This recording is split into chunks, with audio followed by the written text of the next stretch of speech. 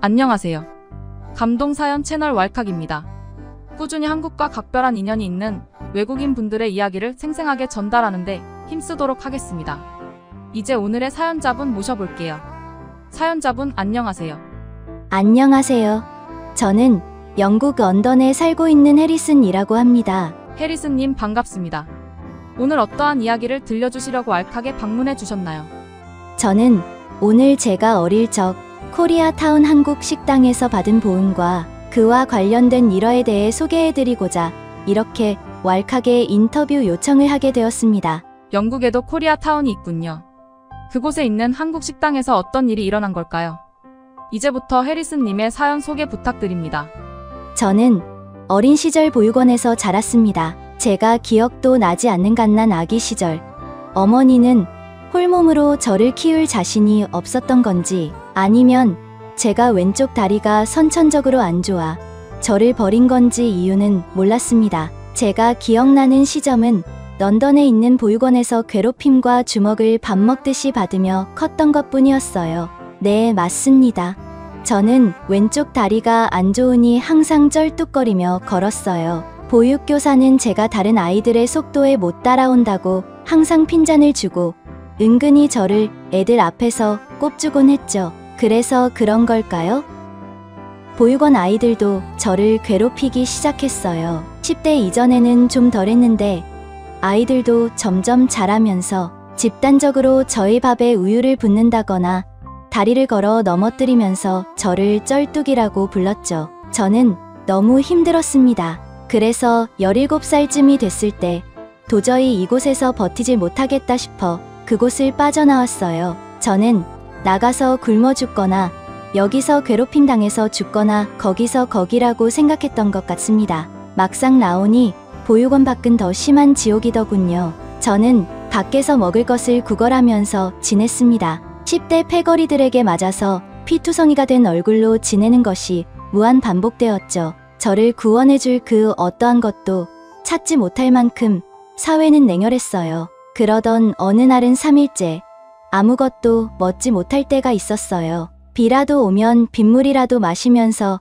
갈증을 해소했는데 그 주 비도 한 방울 안 내리더군요. 저는 아무 식당이라도 들어가서 물과 음식을 구걸해야 했어요. 런던에 자리 잡힌 아시아 타운에 가면 영국인들보다 좀 더 인색할까 싶어서 걸어 차이나 타운에 들어섰죠. 입구에 들어서자마자 건물과 건물 사이에 주황색 풍등이 질비했어요. 저는 간절한 마음으로 기도하며 한 중국 레스토랑에 들어갔습니다. 들어가자마자 저를 매섭게 쳐다보면서 돈은 있냐고 묻더군요. 저는 이따가 거짓말 쳤습니다. 레스토랑 종업원들은 제 차림새를 위아래로 훑기며 의심스러운 눈을 하고 있었어요. 하지만 돈이 있다고 했으니 어쨌든 자리에 저를 앉히긴 한 것입니다. 저는 아무거나 눈에 보이는 것을 시켰어요. 고민할 새가 없었습니다. 빨리 시켜서 빠르게 먹고 도망쳐 나가야 했으니깐요. 저는 제 눈에 바로 띄었던 마라탕을 하나 시켰습니다. 나오자마자 누가 쫓아오듯이 먹어치우기 시작했죠. 근데 그렇게 배가 죽을 정도로 고픈 와중에도 맛이 없는 게 느껴지더라고요. 참 신기했습니다. 사람들은 보통 말하곤 하죠. 굶어 죽기 일보 직전이면 돌을 먹어도 씹어 먹는다고요. 근데 이건 음식이라고 하기에 믿기지 않을 정도로 맛이 없었어요. 시고 맵고 짜고 다 있죠. 마라탕 특유의 향신료, 냄새가 저희 취향과는 너무 안 맞았습니다. 결국 저는 그 음식을 많이 남겼습니다. 돈 주고 사 먹었다면 땅을 치고 후회할 맛이었어요. 저는 다 먹었다 싶어서 도망칠 각을 보고 있었죠. 종업원들이 다른 손님들에게 한 눈을 판 순간이 있었어요. 그때 저는 자리를 박차고 뒤도 안 돌아보고 뛰기 시작했습니다. 근데 쩔뚝거리는 다리로 얼만큼 빠르게 도망가겠습니까? 뒤에서 식당 종업원 아저씨가 중국말로 소리를 지르면서 저에게 전속력으로 달려오고 있었어요. 결국 저는 차이나타운 옆에 있는 대형 박물관에서 잡히게 되었습니다. 그 아저씨는 저를 개 패듯 때리기 시작했죠. 저를 눕혀놓고 사정없이 주먹으로 얼굴을 내려치기 시작했어요. 주변에 지나가는 사람들은 그 모습을 보고 피하기만 했지 어느 하나 저를 도와주는 사람이 없더군요. 얼굴이 피투성이가 되어 너덜너덜 되었을 쯤 그 아저씨는 음식값이라도 받아야겠다며 제가 입고 있는 낡은 티셔츠를 벗겼고 제 얼굴에 침을 뱉고는 다시 차이나 타운으로 걸어갔습니다. 낡은 어린아이 티셔츠를 가져가서 어디다 쓰려고. 참으로 마음이 아프네요.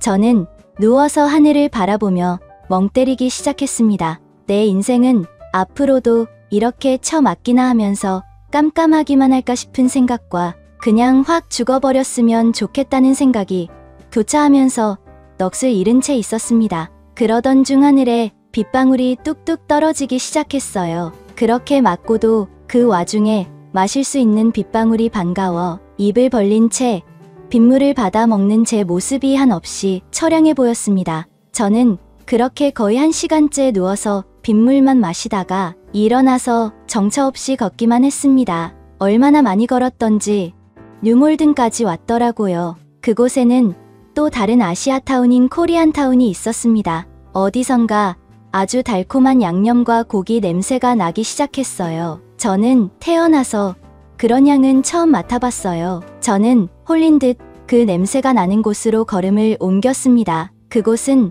바로 한국식 양념갈비집이었어요. 그리고 그 안에 사장님처럼 보이는 중년의 한국 여자분이 계셨죠. 저와 그녀는 눈이 마주쳤고 저는 놀라서 눈을 내려깔았어요. 얼굴이 피투성에다가 비 맞은 생쥐꼴을 하고 있어서 사람들의 눈을 제대로 쳐다볼 수 없었거든요. 그렇게 그곳 근처에서 가만히 서서 그 냄새만 맡으며 나름 행복한 표정을 짓고 있던 찰나였습니다. 고깃집 사장님이 갑자기 저에게 다가오더니 우산을 하나 건네주는 게 아니겠어요. 그리고 저에게 말했어요. 밖에서 멀뚱히 서서 보고 있지만 말고 들어와서 갈비 맛 한번 봐라.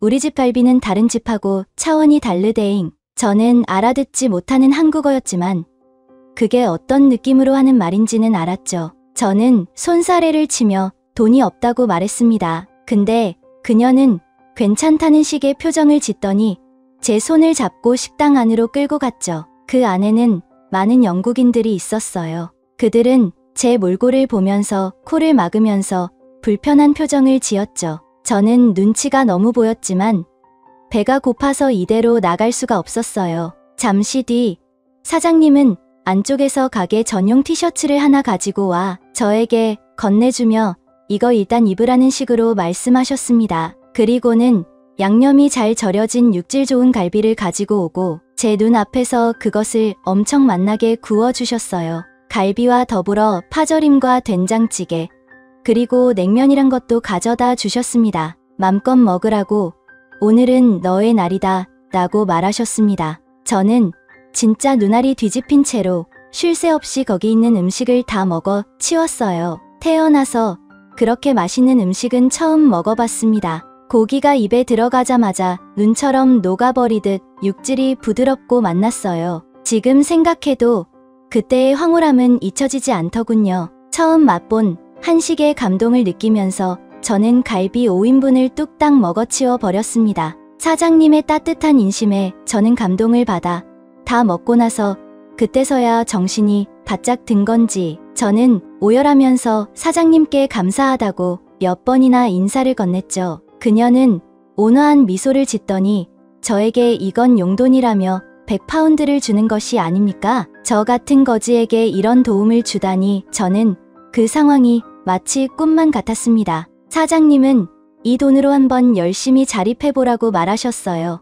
그리고 혹시라도 잘 되지 않더라도 배가 고프면 언제든지 이곳에 오라고요. 자기 아들과 같은 또래여서 마음이 쓰인다고 하더군요. 저는 그녀의 따스함에 어쩔 줄 몰라 하면서 그 가게를 나왔습니다. 배 고프면 또 오라고 말씀하셨지만 저는 오히려 그곳을 그 뒤로 갈 수 없었어요. 나중에 은혜를 갚기 위해 절대 죽어서도 안 된다고 생각했습니다. 열심히 살아내서 나중에 성공하여 이 은혜를 보답하겠다는 신념 하나로 살았죠. 그때 그 사장님의 따스한 말과 돈으로 저는 다행히 일자리를 구할 수 있었고 나름 정상적인 삶을 찾을 수 있었어요. 그 이후로 10년이 훌쩍 지나고 저는 그곳을 다시 방문했습니다. 근데 10년이란 세월이 지났지만 그 갈비집은 그대로 있더군요. 최근 한류 바람 탓 때문인지 코리아타운이 성업 중이었어요. 그에 반해 차이나타운은 점점 몰라하고 있었죠.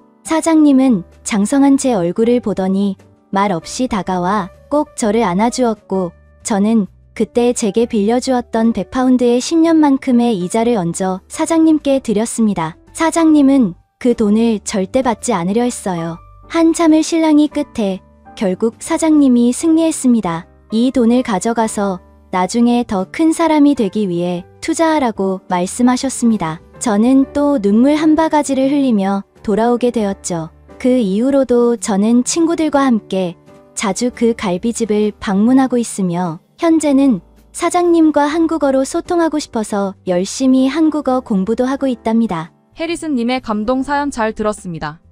힘들었던 유년 시절을 겪은 해리스님이 코리아타운의 한국인 사장님을 만나 삶에 대한 새로운 의지를 다지고 지금 누구보다 건강하게 잘 살고 있는 것 같아 다행이네요.